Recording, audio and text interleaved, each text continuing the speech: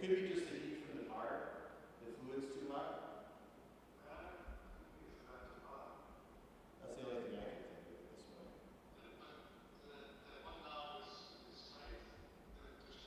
It's as tight as it goes. It's as tight as it goes. What do you mean two knobs? What's the other knob?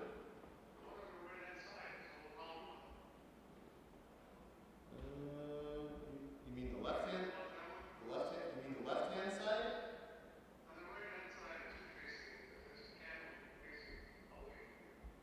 There's nothing there.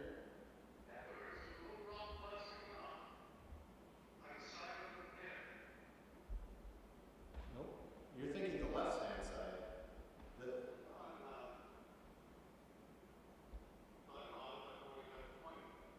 I got it. Yeah, I understand. Yeah, it's there. It's on the left side. And I said I tightened it as far as it can go, and it's not tightening enough.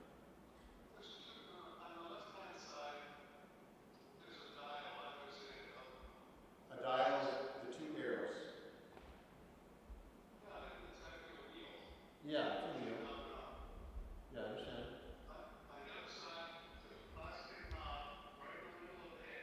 No, there's not. Not on this one. No, there's not. You're thinking of a different tripod.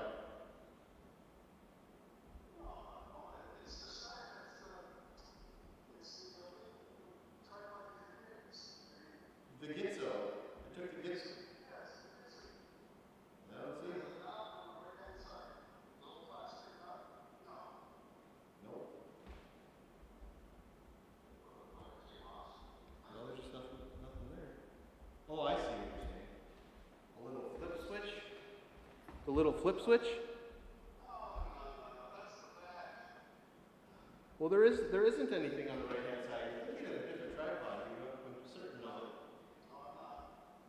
Yeah. Well, there's nothing there that I can see.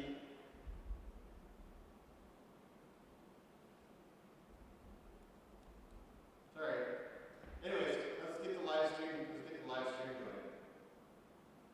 I got the camera working. Let's get the live stream going.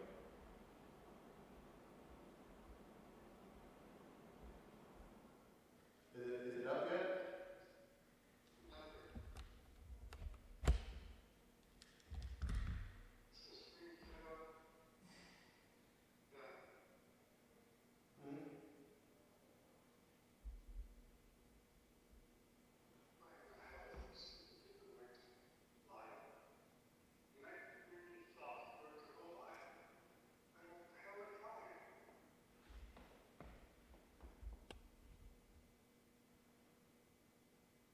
Are you on your laptop or what?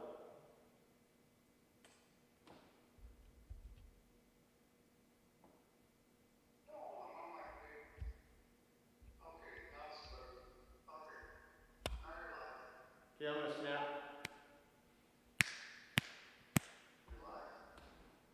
Okay. All right, good. I'm going to turn on manual and turn it down, okay? I'm going to turn on manual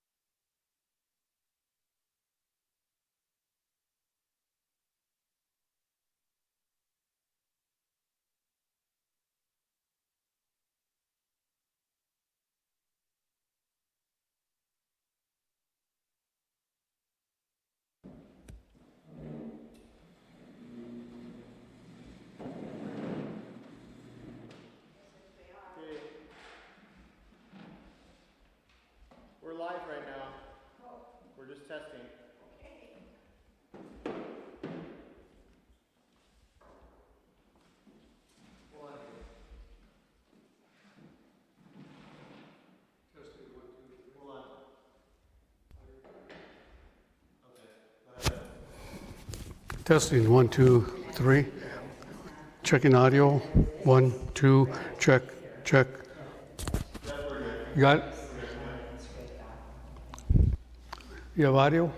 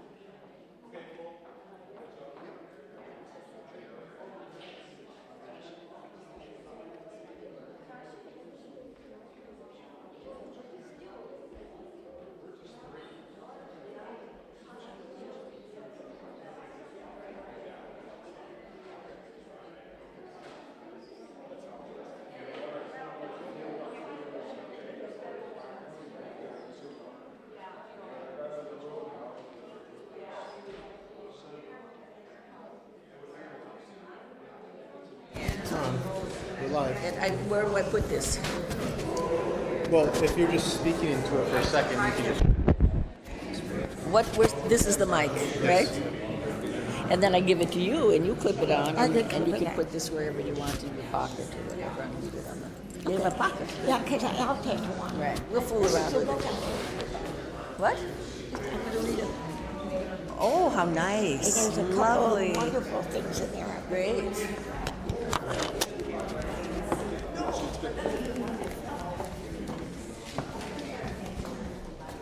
Hello, how nice of you to come. You bet. Good. Grant Holberg's mom called me yesterday. About what? Wondered if this was going to be live. I said I didn't know, and I called her back.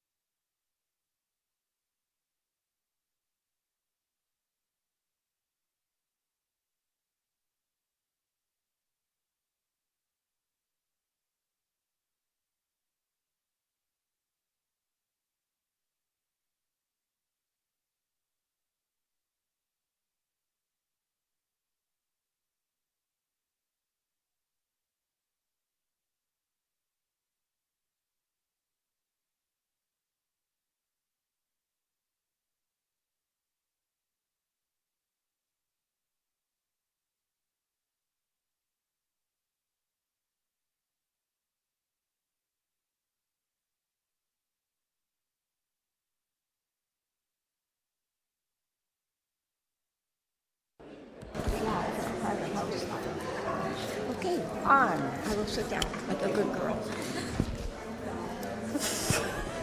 I'm like a Don't monkey ask me about 71. technology. What do you have? Can you hear me? Oh, look who's upstairs, the maestro. Oh, lovely. Hi. Daddy's hiding. All right.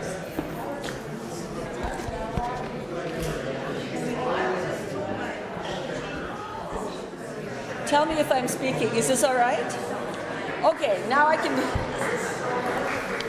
Welcome everybody to B'nai Abraham. We're so happy to see all of you here and people who've come such a distance for this lecture, which is I promise this is the last thing we're doing. Every second night I'm saying this is the last this and this is the last that. This really is our last event. And it's a wonderful one. It kind of feels homey, doesn't it? Everybody coming back to this corner. In any case, we have a very interesting lecture, I know, from Marilyn Chiat today. And I don't want to take a lot of time talking about what we've done in this year, but just as an overview, I have to say I haven't really counted all the events.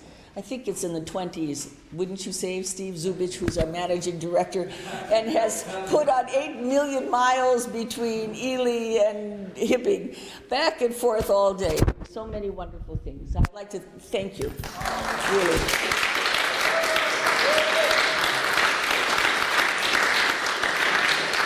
And the lady who's still sitting outside selling tickets is Kathy Ortler, one of that fantastic Kunari family that is so industrious and so important to the Iron Range, I have to say. They really keep so many corners of the economy alive. It's a great, great family. We're so lucky she works for us. Yes.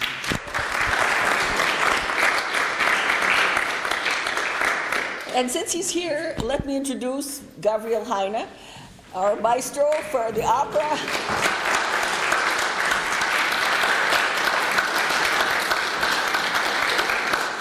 It was a wonderful, wonderful season in terms of orchestral and operatic music.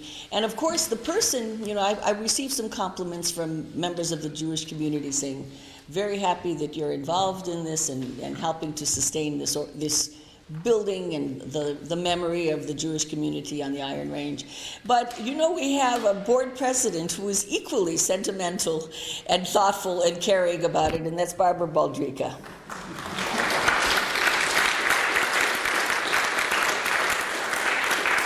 She's got a good Yiddish heart, even though she's got a name like Baldrika. And I have to say that she is the person whose phone number is on our website. If you want to come in and see BA, you have to call Barbara, which is really fabulous. And she's done lots of tours already, showing our diaspora what BA looks like these days. And we've had a bar mitzvah here with her help, and we're going to have a Jewish wedding in August, which is really lovely. So this becomes a little destination near the North Shore for people who are interested in getting married Jewish people who are interested in getting married in a small place. So those are some of the activities that we've done in the course of the year. And without saying more, let me introduce to you Marilyn Scheidt, and you have her bio in your program already, and she has lots to say. Now let's give you this mic so we can hear you. You know how to do this thing? Yeah, it's this way.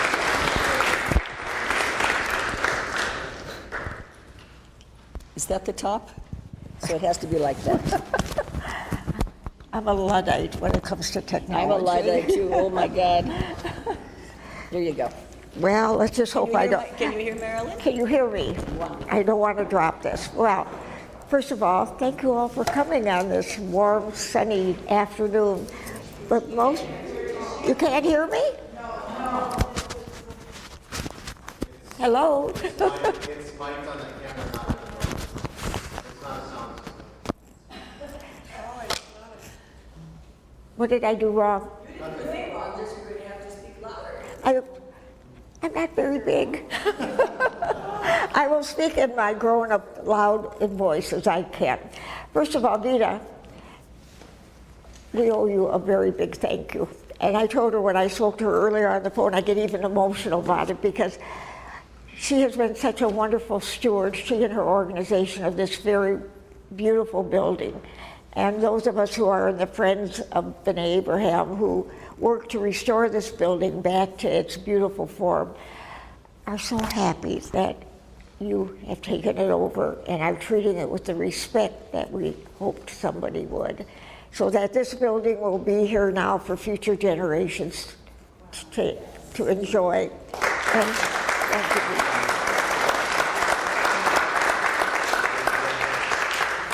Let me give you a little of my background, because I am not from the Iron Range, but I am an adopted Iron Ranger. This is my favorite part of the state of Minnesota. There is no other place like it. I was asked by a historian who was writing an up-to-date history of Minnesota. He was asking me about the state, and I said, well, you know, Minnesota, everybody eats white bread in Minnesota, except on the Iron Range. I said on the Iron Range they eat rye and pumpernickel, and that's why I love it up here, because there is so much diversity, so much variety. Today I was driving through Virginia and Evelyn and Hibbing, looking at your churches, because your churches represent this great diversity that's part of this region, and I love it for that. But I became interested in this, I'm only 39, but I got interested in it about 55 years ago, actually. My husband had a family in Hibbing. I don't know if any of you know the Jalowski family. And I came up to Hibbing to, my husband and I had gotten married, to visit the family. And I'm an architectural historian, that's my profession, and my area is primarily religious art and architecture. And I was astonished to know that at one time there were 4 Jewish congregations up on the Iron Range. Because I had always been told, well, there were Jews in Minneapolis, St. Paul, and, you know, sprinkling up in Duluth. But nobody ever talked about the Jews on the Iron Range. Oh, yes, they were there, but they didn't say that they had established stable communities there that actually formed 4 congregations. So I asked my husband, I said, I got to go see their synagogues. Well, I don't have to tell you what I felt when I saw this one. It was like discovering gold. It was, really? In Virginia, Minnesota, you've got this beautiful, beautiful building? Well, I was teaching at the University of Minnesota in the 80s and 90s, and I wanted to get the students out of the classroom, out of, using secondary sources, going to the library to do their research. And I thought, how about if I did a project with upper division and graduate students, bringing them up to this wonderful area of Minnesota to do research, and to research the history of the Jewish community, of the people who settled here, and of their neighbors, not just on the Jews, but on their neighbors as well. And I got a lot of interest. And in fact, I got enough funding from the university for several years to bring a group of students up here. And I don't know, they may have interviewed some of, this was in the 80s. They were interviewing some of the original settlers still were alive. We did over, I think, about 150 oral interviews.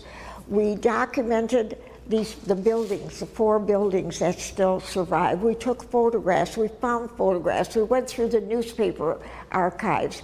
And my research assistant, Chester Prochan, actually wrote his doctoral dissertation on the Jews of the Iron Range.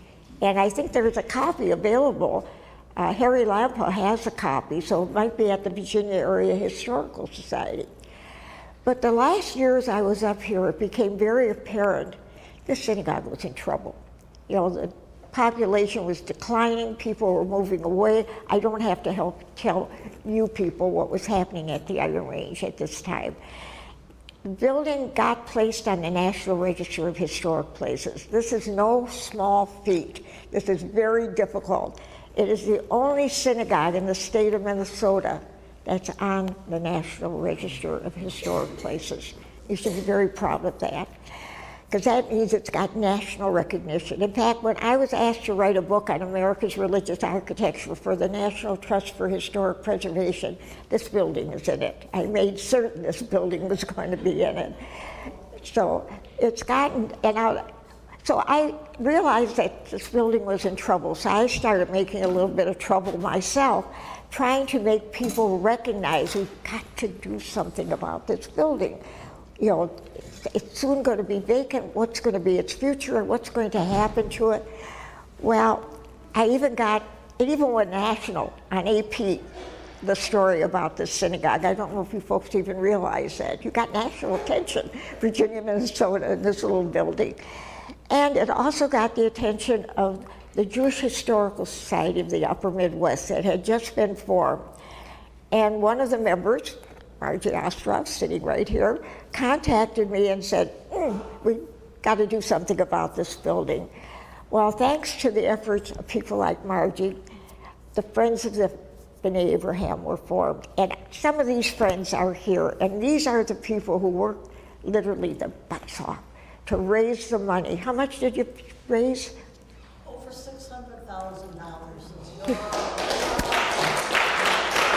But let me recognize that Margie was our president, Margie Ostroff. Now these names, some of them are going to be familiar. Her husband, Dr. Charles Ostroff, was our treasurer. My nephew, Larry Chiat, who is married to Elaine Deutsch Chiat, the name is familiar, I'm sure, was one of our legal advisors. Alan Milovitz, who the Milovitz name is scattered throughout the synagogue, was another one of our legal advisors. And his mother-in-law, who is over there, Nancy Stone, is from Nashwauk. So the Iron Range has stayed within the family. But these are the folks that we all owe a great deal of thanks to, because they worked hard for almost 20 years to make certain that this building was not only restored to its original appearance, but restored according to the Secretary of the Interior standards, which says quite a bit as well. So, thank you.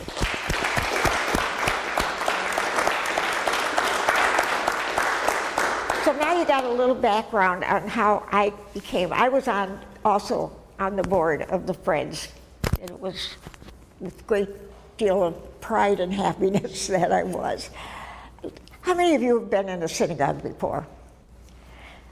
Well, a lot of you have, but how many of you understand what you're seeing here and understand what a synagogue is? I thought I'd spend a few minutes talking about that, because a Jewish house of worship is not a church. I had a hard time telling the Minnesota Historical Society that, because when I first began to do research on this congregation, and I went to the Minnesota Historical Society, this is card catalog time in the 1980s, I'm looking up, I knew their records were there, I'm looking up B'nai Abraham Synagogue. Couldn't find it, so I went to the archivist, I said, where will I find all the material on B'nai Abraham Synagogue? Under churches. I said, no. that is not where the material should be. But let me just tell you, the word synagogue that we use to identify a Jewish house of worship is Greek. It's not Hebrew, it's not Yiddish, it's Greek. And what the word simply means is to gather. Just as we are doing today, this is a place of gathering. It's a place for people to come together. A synagogue is a multifunctional building. We gather together to pray. We gather together to study. We gather together to celebrate. It's an idea of gathering. And what was unique and why it's Greek is because synagogues began to evolve when the Jews no longer had their temple. It was destroyed, as you know, by the Romans in the year of the 70 of the Common Era. And they wanted a place where they could still come together to study Torah, the 5 books of Moses, and to pray. But the concept of congregational worship was not there in the ancient world. People didn't congregate to worship. They stood outside of a temple and witnessed a sacrifice or something similar. So this whole idea of gathering came out of necessity. The Christians followed that, as did the Muslims. But how it initiated was because of a need that was necessary. So we're gathering here today to celebrate this building, the fact it's been restored, the fact that it's being reused in an appropriate way. Now, synagogues throughout the world, whether they were built 1,800 years ago or whether they were built yesterday, have certain features you will find regardless of where you go. One of them is a cabinet. We call it a Aron HaKodesh, the Holy Ark. Every synagogue has a cabinet like this. Might not look like this, but it's similar.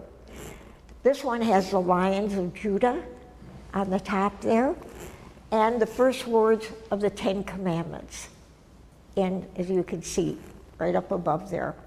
The Ark has what we call a parakoth, a hanging in front of it. And that hanging is over the doors that I'll talk about in a minute, but it has the crown. That is the crown of Torah, the crown of the 5 books of Moses, the 10 Commandments, the Star of David, and of course, a dedication of the people who donated it.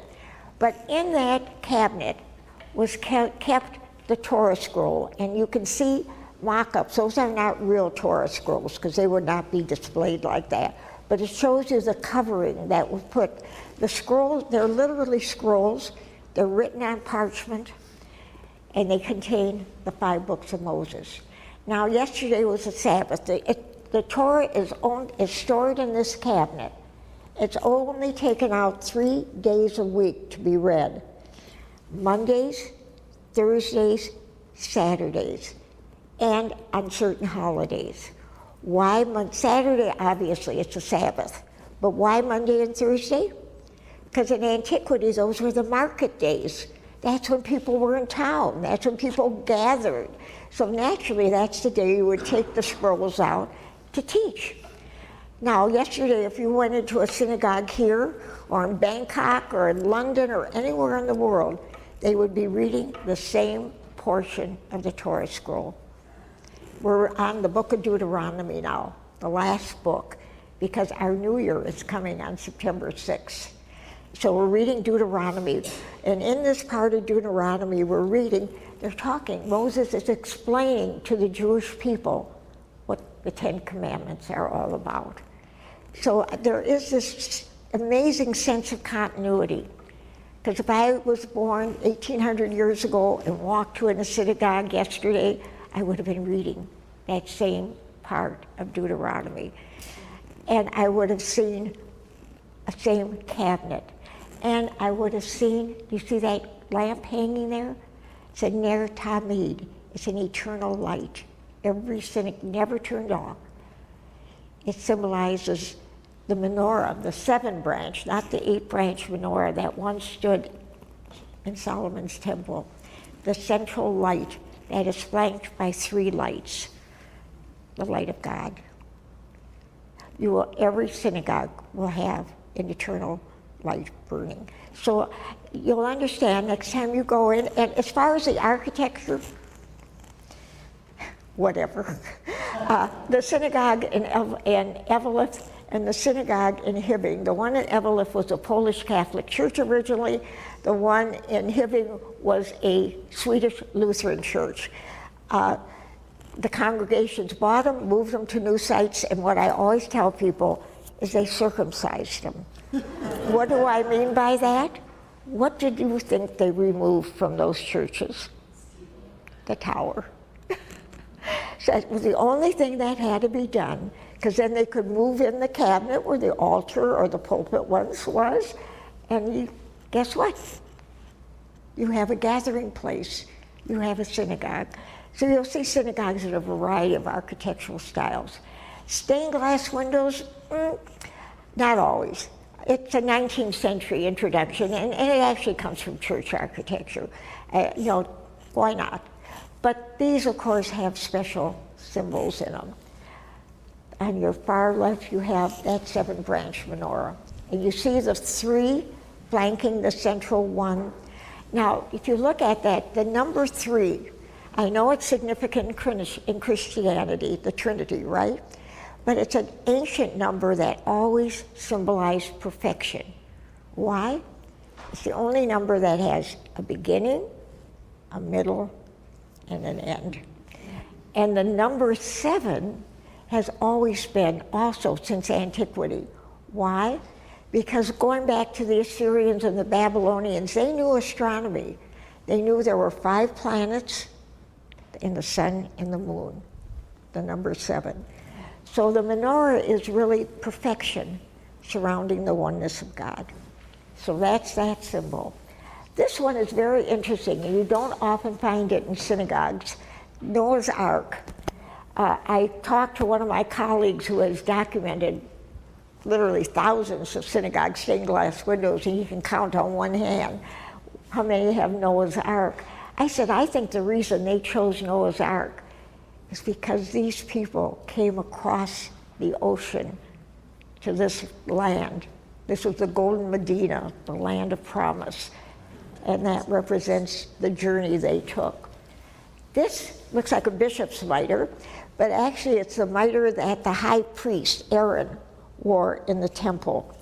And when you look in the back, when you see the coverings of the Torah scrolls, they were covered in beautiful gowns, we called it, similar to what the high priest would wear in the temple. So everything here has a meaning. That is the Torah scroll, opened, closed. And you know, we never touch it. When we read from that Torah scroll, we use a pointer, and you'll see some silver ones back there, because it is so sacred to us that we would never think of touching it with our fingers, trying to read it. It's written all in Hebrew with no vowels. Try reading English with no vowels. And our children, by the age of 13, are expected to get in front of the congregation and to do that. So again, this long sense of continuity. But I wanted to kind of introduce you to this building. Nita asked if I was going to use slides. I said, I don't need to use slides. We're right in this wonderful building that tells the whole story I want to talk about as far as what this building represents. And I'll tell you something else. This building is very highly visible, isn't it? It's on this corner. That says so much about the Jewish community on the range and the fact it felt confident enough. Think about it, in 1909 they built this building. They felt confident enough to build this beautiful red brick building with stained glass windows that your newspaper, your Virginia newspaper, had on its headline, "The finest church on the Iron Range dedicated today." Well, we try, but regardless. But going back to what I was saying about the Iron Range and my long love affair with it, I want to read, what did I do with it? I have to read a quote to you, and I hope, it's here. Because this to me represents the Iron Range and what my work is in trying to document houses of worship. Because I don't just work with synagogues, I work with churches, I work with all historic religious properties, trying to make people recognize these buildings are books. They have stories to tell. And it's my responsibility to help you read this book and understand it and know what it represents in your community. The folks who came to this country didn't have a lot of money. They couldn't, as individuals, make a statement and saying, I'm Serbian or I'm Croatian, but they could do it as a group, as a congregation in the church they built. And that's what I mean about these. So let me read you. This is a quote from Hubert H. Humphrey. He gave a speech when he was vice president to a group of Orthodox rabbis in New York City. I have this actually in 2 of the books I've written, because I think it's such a great quote. Some see the United States as a vast melting pot where our particular ethnic traditions are submerged and forgotten. I prefer to celebrate this nation as a vast tapestry where each group of Americans contributes its own brilliant color to the magnificent mosaic of American life. What is the Iron Range? It's a mosaic. Is it not? And part of that mosaic, part of that brilliant color, was indeed provided by those Jewish immigrants who came and settled here. The question I had my students ask as we were interviewing people, how did your family know about the Iron Range? I mean, back in when the two, both the Vermilion and the Mesabi, Iron Ranges were open, 1882, 1892. This was quite a remote area. The weather wasn't really what you would call ideal to attract people. It was a little bit distance from any urban center. How in the heck did Eastern European Jews coming from Lithuania, for gosh sakes, know about the Iron Range? Most of the answers that we got was, well, one of my family's relatives came here and settled and then brought over the rest of the family. Yes, but how did that relative get here in the first place? We haven't found that person yet. But what we do know is that two events occurred that were contemporary in two different parts of the world that really propelled Jews to come to America, and for 1,000 of them, there were 1,000 here by 1910 on the Iron Range, 121 in Virginia if you want exact numbers. But there were, what happened? Well, here on the Iron, the forests were cut down, the Native Americans sadly were forced to flee. And what was exposed? Red earth, iron ore, right? Well, once the blast furnace was invented, this iron ore then could be processed into steel. First the Vermilion Range opened, and then the Mesabi Range, 1882, 1891. What did the mining companies have to do? They had to find workers, right? So what did the mining companies do? They went to Southern and Eastern Europe, and they recruited, didn't they, young men to come here and work in the mines for all, what was it, $1.25 a day? But things were difficult in Europe at this time. People were starving. It was overpopulated. So this looked like the Golden Medina. And for many of the young men who came here, and many of them came not as families, they saw this as an opportunity to make a few dollars, save up some money, go back to the old country, and maybe buy a piece of land, get married, and settle. Well, in 1881, all the way on the other side of the world, another event was happening at the same time. Tsar Alexander II, the Tsar of the Russian Empire, was assassinated in St. Petersburg. And guess who was blamed? The Jews at that time could not live in Mother Russia. They were living in what was called the Pale of Settlement. These were the Baltic countries, Lithuania, Latvia, Estonia, parts of Poland, parts of Romania. This was part of the and they only could live, if it was in a town, they had to live in a shtetl, it was called, a certain town. If they lived in a larger urban area like Vilnius or Krovno in Lithuania, they had to live in a ghetto. Just if they were isolated. Well, the Jews who came to the Iron Range, 90% of them, more than 90% of them, and as I'm looking at a Milovitz and a Deutsch and a Stone, they came from Lithuania. They came from Kovno, and they came from Vilnius, where my maternal grandparents also came from. They were Lithuanians, but not citizens. They had no civil rights. I don't know if folks are aware of it, but the Jews living in the Pale of Settlement had no civil rights. They couldn't own land. They couldn't join guilds to learn a trade. So guess what they became? Merchants. Because what do farmers and what do carpenters and what do bricklayers need? Merchandise. So they became the middleman. They became the merchants. And they learned how to deal with merchandise. So the Jews are blamed for the assassination of the Tsar by his son, Tsar Alexander III, and he allowed these pogroms. Have you ever heard that term before? These were violent uprisings against the Jews. Their sons were being drafted for 25 years of military service. It wasn't that bad, but no, it was terrible. So 2.5 million Jews between 1881 and 1924, when immigration was closed for everybody, except if you were a good Northern European, was not allowed into this country. 2.5 million Jews. Well, most of them settled, as we know, along the East Coast in ghettos. Few of them drifted a little further west, Philadelphia, Chicago.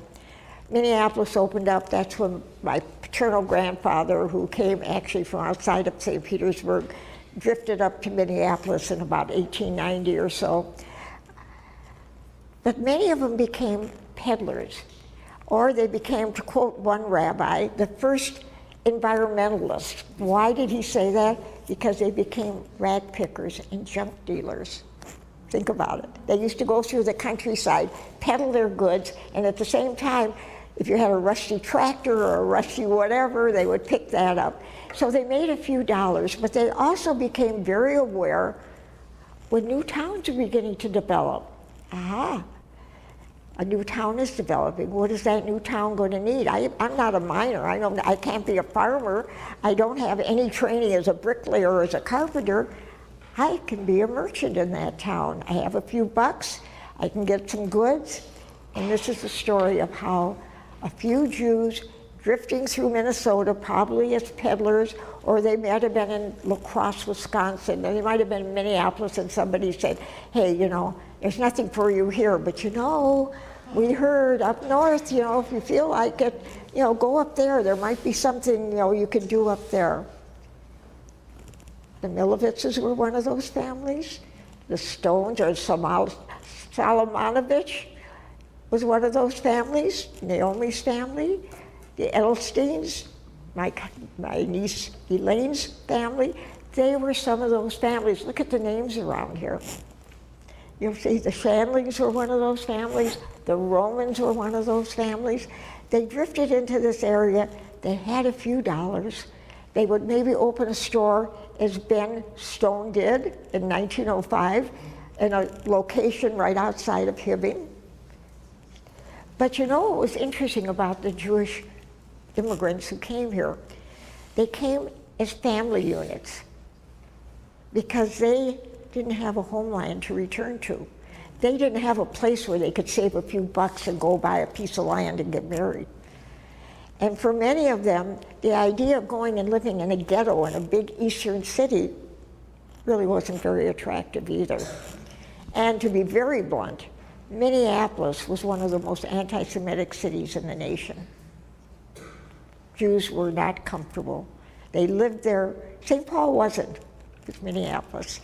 So they drifted up to Duluth, and from Duluth they drifted in. By 1910, as I said, there were 120 Jews living here in Virginia. In 1905, they formed a congregation, and they pooled their money just like every other immigrant group who settled here did, and they built their synagogues. And they became the merchants on Main Street in all of the towns. Let me just read you. I don't know, how many of you are familiar with this wonderful, wonderful book, The Color of Masabi Bones? Good. I'm not selling it. I don't even know the author, but I was told about it. I bought it. Isn't it wonderful? His poetry. Let me read you a little bit of what he wrote, because he says it better than I can say it. John Caddy is the author, and it was published by, I think, one of the local presses. It's not a new book. It's been around for a while. It's Milkweed Editions. John Caddy, C-A-D-D-Y. I think he lives in Duluth, and I think it was published about 10 years ago. But I'm going to read this to you. It's from a narrative. This isn't a poem. It's from something called Mine Town, M-I-N-E, Mine Town, Knowing Where You're At. He saw nation in every cheekbone, every movement of the lip. Pop Scheibel, is that name familiar to many of you? Stood in front of Palace Clothing. Some of you know that. It was on Chestnut Street. Greeting all in their mother tongues. Saw nation in a walk, the way a scarf or a babushka was worn, and knew which of his 7 tongues to greet. He apprenticed in Helsinki and Riga, Malmo and St. Petersburg, and at none of them could he own land. Pops knew all these sons and daughters of hard rock miners who drilled underground in Budapest and Cornwall and Helsinki before they came across in the 1880s and 90s, jostling sons and daughters of the Canuck and Swede and Yank loggers who stayed to finish off the pine. Knew the steerage families from Italy and Montenegro, Finland and the Ukraine who came later with sharp elbows and notes on their clothes. Knew the Greeks, the Irish, the Baltic Jews, the Chinese. Isn't that tell you, isn't that it? Isn't that who you guys are? All of you? Yeah. Yeah. Well, Pop Scheibel, as you know, had his store on Main Street, and when I was here 40 years ago interviewing, we spoke to one elderly Finnish woman, and we asked, because he had a sign, the brothers, there were two, in their store in Finnish, in which he said, "Come and shop in the Finnish boys' store. We speak Finnish," you know, asking the miners to come. Well, this one woman said, "Oh, yes, they did speak Finnish, but they spoke big city Finnish because they lived in Helsinki. We're just farm folk. We spoke rural Finnish." They wanted to make that clear to me. But you know, there were 25 different ethnic and national groups who settled on the range. 25. The rest of Minnesota is either Scandinavian, it's either Norwegian or Swedish or German, right? 3. Here you got 25 of you. I find that absolutely remarkable. But the Jews, as I said, came here, they became merchants, and they brought their families. The range generally, the women, the men outnumbered the women almost over 2 to 1, because there were so many, well, you know, all the rooming houses that are still evident around here. But the Jews, it was almost even, because as soon as they came here, if they weren't married, they were going to find somebody and marry them. And that's what happened to Ben Solomonovich, who changed his name to Ben Stone, a lot easier to pronounce. And he married Libba Edelstein. Now the name Libba has to be familiar to those of you from Virginia. What was the name of your movie theater on Chestnut Street? Yeah. Named after your great-grandmother, right? Exactly. He married Libba Edelstein, and they had a little store in a location. I'm going to kind of tell you their story because the arc of their lives reflects the arc of so many of the Jewish people who came here, except for one very important difference that I'll give you. So Libba and Ben get married, and they have a daughter named Florence Edelstein. And Florence marries, now I got to get all of this straight. Florence marries, who does Florence marry? She marries Ben Stone. How could I? No, she marries Ben. Solomovich. Which one? Solomovich. Solomovich, yeah, okay. Florence actually, yeah, marries Ben, yeah, that's right. And Florence is the daughter of Ben's, oh God, I'll get this all straight. Ben Edelstein, Ben and Libba Edelstein, because there were 2 Bens. Okay, Florence marries Ben Stone, all right. And they have 4 children, 2 girls and 2 boys, okay? And the Stone family the Edelstein family have the movie theaters. They have the State Theater in Hibbing. Where is the State Theater? I was just in Hibbing, it's gone. It was a beautiful theater. I've seen pictures of it. You guys took it down. And what is now the Mako in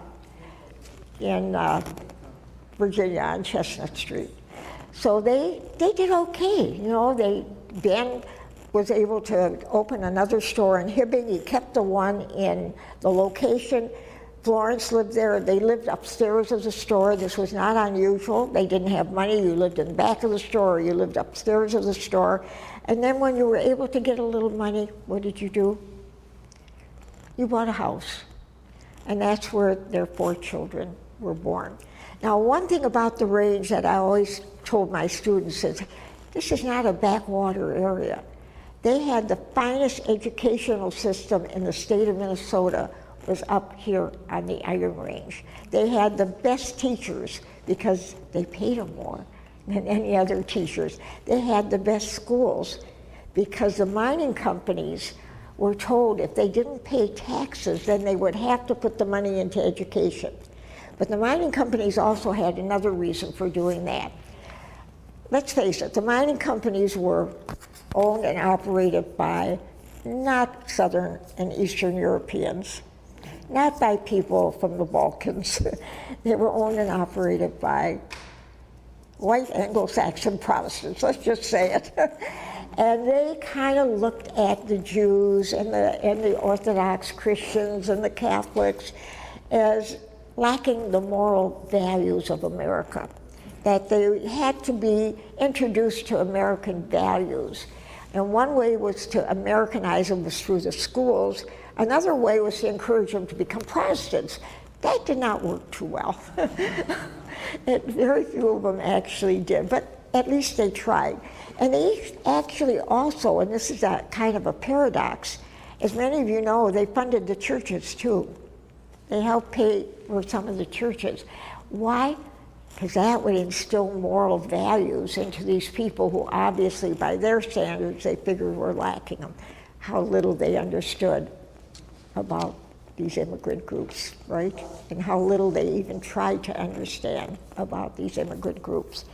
And as a result of that, I don't know how many of you are aware that in the 1920s, I'll be interested how many of you are aware, they were burning crosses in Virginia.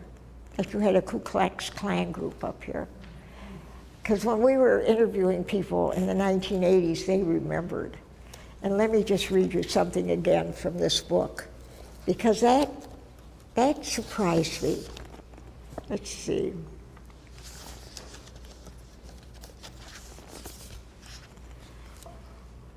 The huge torch rallies of the 20s, Klan filling ballparks and picnic grounds, the Jesse Lake encampment, couples sparking a Model Ts on the hills above larking kids, mom and dad, grandpa and gram in bed sheets, burning righteous crosses across the range, native speakers all, or those who blended well, shouting Catholics, kikes, and anarchists, fire in the long jack bones. That was a black moment here. Not only in Virginia, it was all over the nation. What happened, the Klan died. By 1895, it was gone. But then a film was made. How many of you are aware of the film Birth of a Nation? Well, Birth of the Nation celebrated the Klan in 1915 when it came out. And that's when the Klan that we know today, that we talk about, that's when the Klan was reborn. Why? If this sounds like it's today, it is. Fear of immigration, fear of people of color. Because do you know, in Minnesota, people from Eastern and Southern Europe were considered black. I don't know how many of you realize that. There was a doctoral dissertation written in the 1920s at the University of Minnesota where Virginia was described as the only white city on the Iron Range. Why was it the only white city? Because it was here that many of the mine owners and operators, in other words, those Northern Europeans and those Eastern people from the East Coast, the Yankees, lived. Hibbing was considered the blackest of all the cities because so many miners lived in Hibbing. So we have to kind of remind ourselves that what crisis we're going through now happened back there in the 1920s. Only the people of color look like us. And the only reason we were considered people of color is because of where we immigrated from. Sound familiar? Why don't we learn? But anyway, what happens here and I must say, the range had a great deal of culture. which also surprised my students. You had opera houses, you had theaters, you had music on the range. I have to tell you, Vita, I mean, that was so important. I couldn't get over the importance that music has played. You had all of that going on here. You guys brought up some of the finest musicians. You brought up some of the finest theater. People are always surprised when I tell them, what are you talking about? There was a great deal of culture. Mrs. Roman, whose window is right over here is the Roman. She was kind of had a salon in which she had all these cultured guests coming, not just Jews, but people from all throughout the community. You had so many organizations, clubs, and the patriotism here. The 4th of July celebrations that they used to have up here were amazing. And the Stone family and the Milovitz family and all these other names that you see here, the Edelstein family, all participated in these events. Well, what happens with the Stone family, you know, we've got the Ku Klux Klan, then comes the Depression, which hit the range hard, but didn't hit the Jewish community too hard. They only lost about 10% of their population because people still needed goods, and the Jewish people were able to provide them. I'm just going to backtrack a minute because there's something else that was happening here. You had a lecture about the strikes, didn't you, that happened here?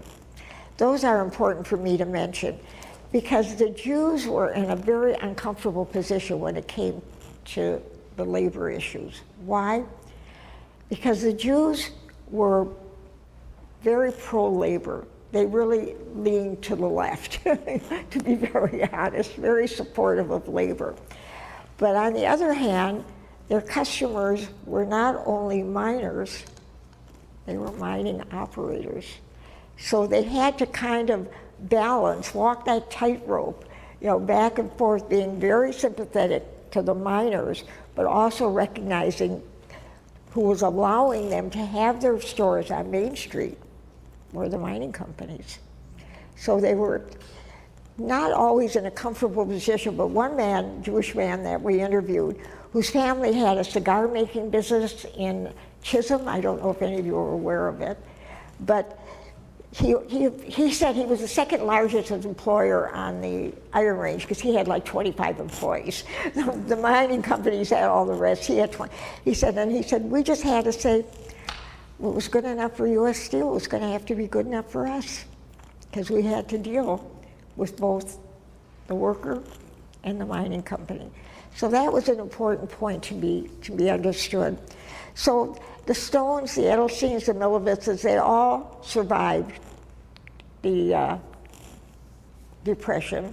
The Edelstein two sons and their two daughters all went to the beautiful Hibbing High School that Reader's Digest proclaimed, you know, the Palace High School, the greatest high school ever built in the United States. And then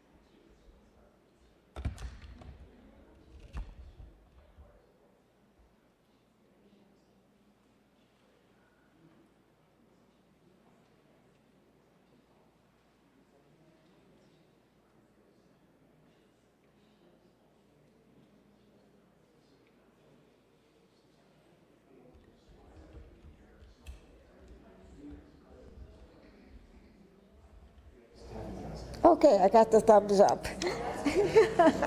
Well, to make a long story short, Bea in her interview, and we've heard the same thing from other people we interviewed as well, said that, she had many friends, both Jewish and Christian, that she would go to church on Christmas Eve with her friends, but then she'd have them over on Hanukkah for potato latkes. She felt, that the communities, integrated well with one another. The children got, in fact, her two brothers, incidentally, did marry non-Jewish women, which is interesting, but Bea and her sister did not. But she also said something that resonated with me. She said, I often felt like I was living in two worlds, that I was wearing two hats, because I was Jewish, I belonged to a synagogue, I belonged to a particular ethnic and religious group, but at the same time, I was an Iron Ranger. I mean, that was an identity that all of you shared in common. So she had this identity as an Iron Ranger, but also this very specific identity as somebody who was Jewish, who was one of the outsiders, the outlier, if you know what I'm trying to say. And it's when she had her oldest son, Robert's bar mitzvah, who his aunt told me that he chanted the prayers like an angel. I have to take her word for that. When her oldest son was bar mitzvah, they had the dinner at the Android Hotel on Howard Street. 350 people were at that dinner. I bet you remember it. And did he sing like an angel? I must know that. You don't remember that. But what happened though is because of your fine educational system, many of your children went on to college, didn't they? They became professional people. And a lot of them didn't come back to the range. And the range was going through a difficult time, weren't you? Iron ore was playing out. Taconite was just really beginning to be discovered and reused and used. And there was an exodus from the range. And what we found then is what was happening when I came here in the 80s. These kids were beginning to leave. They were beginning in the 60s, actually, to beginning to leave. And that's what happened to Bea and Abe's two sons, Robert and David. They both went down to the University of Minnesota. David, as some of you know, probably was a music teacher, actually had a degree in music. Robert, he's still on the road. He's still looking for a home, isn't he? But what's interesting about Robert, about Bobby Dylan, if you listen to his lyrics, if you read his lyrics, wearing two hats, living in two worlds, his experience here on the range can be found in his lyrics. His music, I'm not an authority. I'll let you discuss his music. But as far as a writer, as being able to capture the zeitgeist, the feeling of a moment, a period of our history, I think he did it. But I think he was able to do it because of this, because of you people, because of this great mosaic that he grew up in, what he was exposed to here on the range. I think had an enormous impact in his ability to express what he does so eloquently, I think, in the lyrics to his music. So that's why I love all of you. I love the Iron Range. I love your magnificent mosaic, and I pray that it will continue to be magnificent for generations yet to come. Thank you.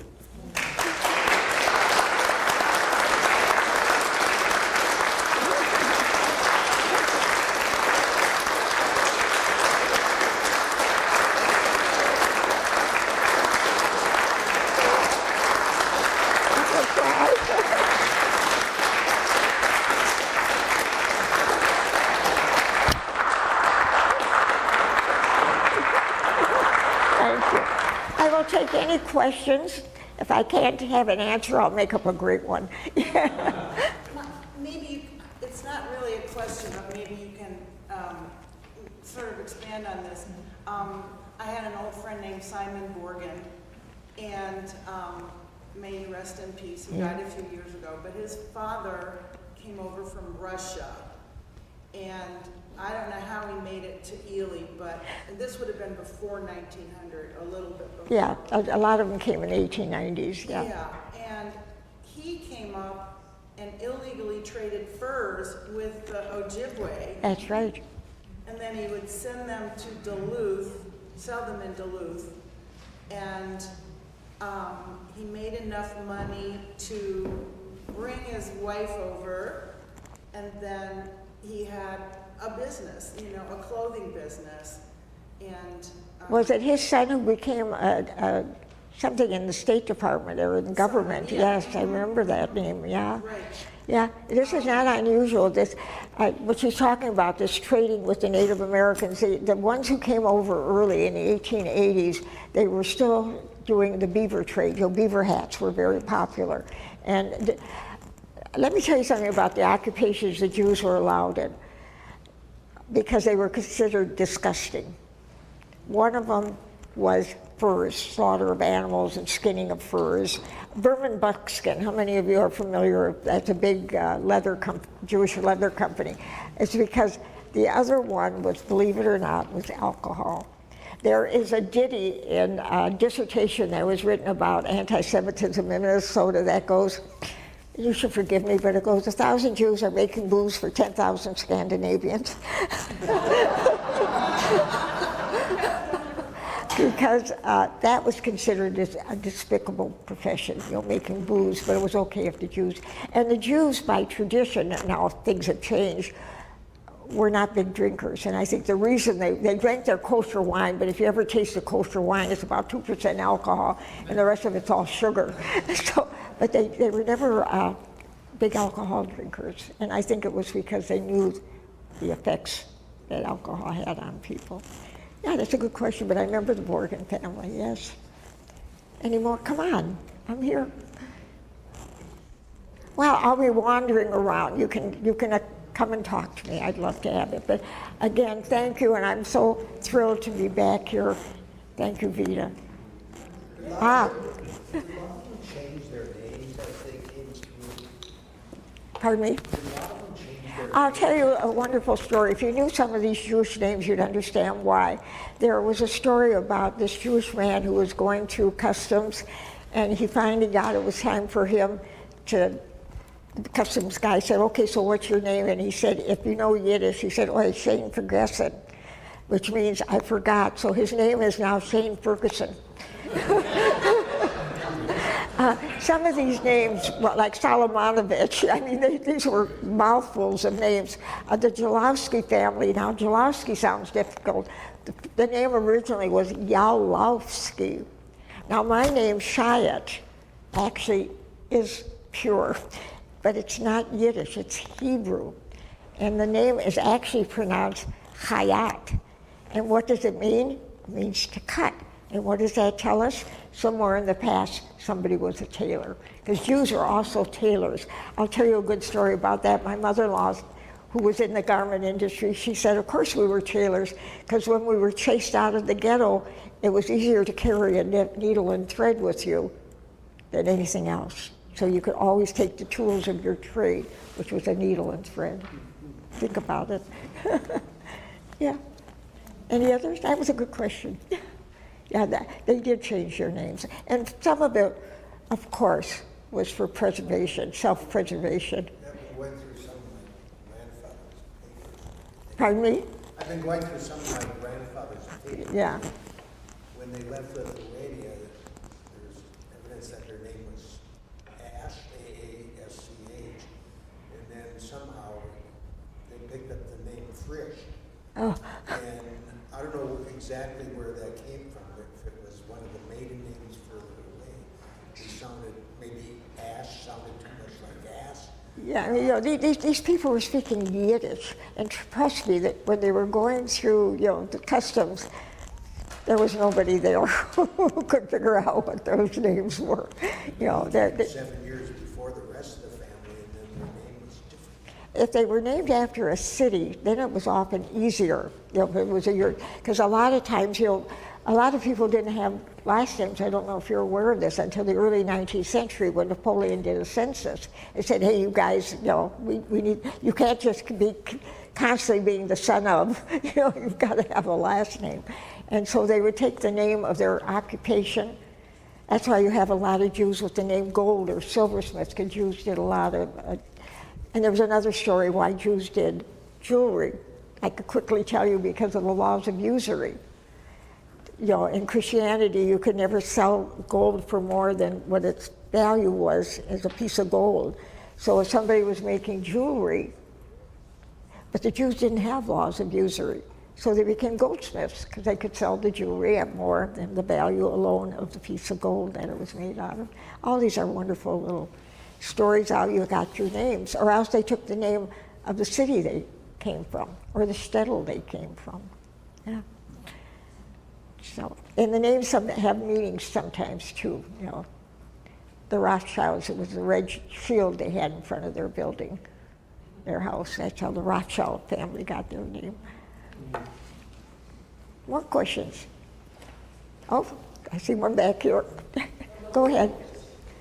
I might have misheard it, but did you say there was a little theater on Chestnut Street in Virginia? I'm sorry, what did you say? I might have misheard what you said, but did you say there was a Libba Theater on Chestnut Street in Virginia? Another, Libba Theater. it was on, no, it was on Chestnut Street, the Libba Theater. The Mako was the Libba. Your Mako Theater, The only that's, Libba I know was in Hibbing on, Libba was in Hibbing. Libba was in Hibbing that I know.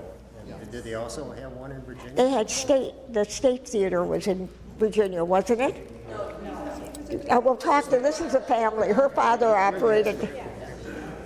Yeah. It was, my family had the Granada for years, and we were the family theater, and the Mako was a corporate theater. And what I learned as I was getting older, not when I was a kid, Mako means Minnesota Amusement Company. And by the time I was starting to go to college, I won't tell you the year, but the time I was starting to go, then my family bought the Mako because the corporate world wanted out of here. And so But there was no Libba in Virginia. No, okay, the Libba was in Hibbing. Thank you. Get that, thank you. Got that straight. Which is now Sunrise Bakery. Pardon me? The Libba is Sunrise Bakery. I was wondering what That's happened to is, it. Yeah. My dear friend here. Oh, Rita, you? My family has heard the story so many times because I find it so touching, and they just close their ears. But I thought that since we're talking, no, it's okay. Since we're talking about immigration and so on, I've always been interested in census reports and that kind of thing. And so I sort of know everybody who lived in Aurora from the 1895 Minnesota census in 1900 and so on. It was Town of White, then it became Aurora. And I remember kind of most of the names, or many of the names. And one day I got not an email, a little pamphlet from B'nai Abraham, your newsletter. And it said, Jewish football player from Aurora. From Virginia. And his name was George Abramson. Talking about this Jewish football player who played for the University of Minnesota, was a big star, and then went on to become a star with the Green Bay Packers, at least to have a couple of seasons with the Green Bay Packers. And I thought, I recognize that name. And I don't think he's from Virginia. I think that guy was in Aurora. So I went back and scoured the census reports. I spent too much money on Ancestry.com. So sure enough, George Abramson was born in Eveleth, and then his family, around 1906, came to Aurora, and they ran a saloon, as you've said. They were alcohol, there were some Jewish saloons in Aurora, early days. And in following him through, I saw that he was living above the store in 1919, or would have been the 15th census or 1920 census, of somebody named Morris Wiener, who it turns out had a big clothing store in Minneapolis, finally moved back there. And in that same building was another Jewish kid named Dave Simon, So I traced all about George Abrahamson, the football player. We should I get actually this from contacted her. his family. And I said, you have no reason to talk to me, but I'm so interested, you know, and so on. And we're trying to do a sports hall of fame, and he belongs in it, and so on. His family lives out in LA. Then when I was done with that, I said, who is Dave Simon? And here's the story. He shows up first in the censuses. Actually, his father does, and his mother, Fanny and Morris Simon, who was a cigar maker in Duluth. Then they come to Virginia.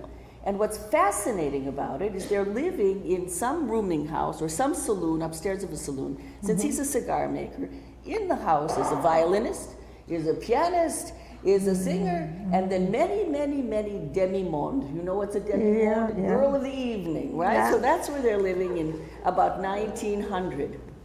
Then the next thing I find out is they're living in Brighton Township, which is the coldest place in the world, isn't it? On the way to Ely. What could be colder than living in Brighton Township in 1902 or something like that? Or living up here. And there are three boys, one of whom is David. I think the ages were 4 and 3 and 2, something like that. By the 1905 census, you find Fanny Simon, and she's buried in the Arnold Jewish Cemetery outside of Duluth. But no mention of the children. Morris shows up in Duluth, remarried to somebody from the range. Cecilia, give me some names. What were some famous? Kaner. Maybe it was a Kaner woman. Kaner, Cannon, Yeah, we're one of those. Milovich. So what happened to these kids? Well, I trace it. I actually find Dave Simon's widow, who was in her late 80s at that point, living in California. We had the most wonderful conversation, and she said, Vita, there weren't 3 boys, there were 4 boys. What happened was, the 3 boys were old enough to go to the Jewish orphanage in Cleveland. So the boys are put on the train and they go to live at the Jewish orphanage, so they show up on the Cleveland census reports. What happened to the 4th one that I didn't know about? He was too little to send. Cecilia had 3 daughters, and they just couldn't manage 6 children, so they sent the boys away. And then when the littlest one was old enough, he joined the brothers there. Can you imagine how sad is this story? And they didn't see the father until 15 years later. They came back, or 10 years later, and Dave Simon ended up on the 2nd floor of a building in Aurora. I mean, that's how they started. Anyway, these personal stories. It was so hard being an immigrant. I mean, we just can't imagine it. What it must have been like to go and pump water in the 40 below zero weather. That's what I'm saying. Coming up here. I wanted to share that story because that's one that touches me. Every time I drive to Ely, I think about Fanny living there in the cold. Well, I remember. My mother lived in the Jewish orphanage. We forget how impossible, people have an image, unfortunately, of Jews, being comfortable. No. There still are. That is not the case at all. They came here from Eastern Europe penniless, literally penniless, because they had a flea with only what they could carry in one cloth bag. And trust me, they didn't have gold sewed into the skirts as some people like to think. These were very poor people. You don't become a junk dealer or a rag picker because that's an ideal profession to go into, trust me. But it's a story I think all of your parents and grandparents, they managed, they worked hard, and they finished. When they came over, did they have to be sponsored? I'm sorry, whoops. When they came over, did they have to be sponsored by somebody who lived here? Well, there was, allegedly, that's why they said one relative would get here. There was a Hebrew Immigrant Aid Society, there was a couple of Jewish organizations, B'nai B'rith was another one, who, said that we could find them a job. I went through all of their letters. I went to Boston to the Jewish archives. These letters are heartbreaking, saying, please, could you find somebody, to say that they would be my... My grandfather came over from Slovakia. Yeah. And he came over in 1900, but his wife, my grandmother, didn't come over for 10 years because he had to sponsor her. he couldn't sponsor her because he wasn't a citizen yet, so she had to be sponsored by a cousin in Ohio, Illinois. Yeah, and so that, yeah, they were always searching for somebody to, but that's why we're so interested to find out who were the very first ones who brought over, almost 1,000, recognizing that Minnesota never had a large Jewish population. It's larger now than it ever was, but at that time, there were probably 15,000 Jews in the whole state. So 1,000 of them up here, was pretty impressive. So, okay, well, thank you all. Yes? What are the numbers now on the Iron Range? About 35,000, 35 to 45,000. In Minnesota? Yeah. What about the Iron Range?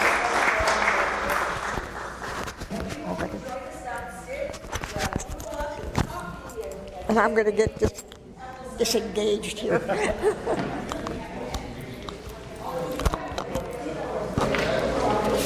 I think